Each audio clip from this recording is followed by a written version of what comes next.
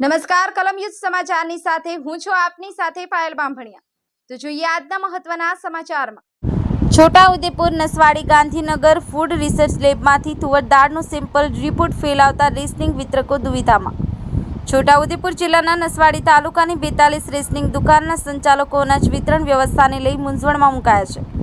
તુવર દાળ નસવાડીના સરકારી અનાજ ગોડાઉનમાં આવ્યા બાદ તેનું સેમ્પલ છોટાઉદેપુર અને ત્યાંથી ગાંધીનગર મોકલવામાં આવ્યું, પરંતુ તે તુવર દાળના સેમ્પલ ફૂડ રિસર્ચ લેબમાં ફેલ થતાં નસવાડી સરકારી ગોડાઉનમાં આવેલું તુવર દાળનું જથ્થું વિતરણ કરવામાં આવ્યું નથી, જેને લઈ હવે સંચાલકોમાં વિતરણ વ્યવસ્થા કરવી કઈ રીતે તેવો પ્રશ્ન ઉઠ્યો છે। હૈદર પઠાણ, કલમ યુદ્ધ સમાચાર, છોટાઉદેપુર।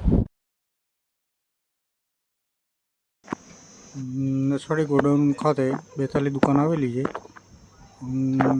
મેં 2024 માર્ચની તુવેર દાળની ફાળવણી 200 ક્વિન્ટલ કરવામાં આવેલ, જે પૈકી 100 ક્વિન્ટલનો જથ્થો અત્યારે ગોડાઉન લેવલે આવેલ છે, જેનું સેમ્પલ FRL ગાંધીનગર મોકલતો સેમ્પલ ફેલ થઈને આવેલ હોય। હાલમાં વિતરણની કામગીરી બંધ છે। વિષ્ણુભાઈ બરંડા।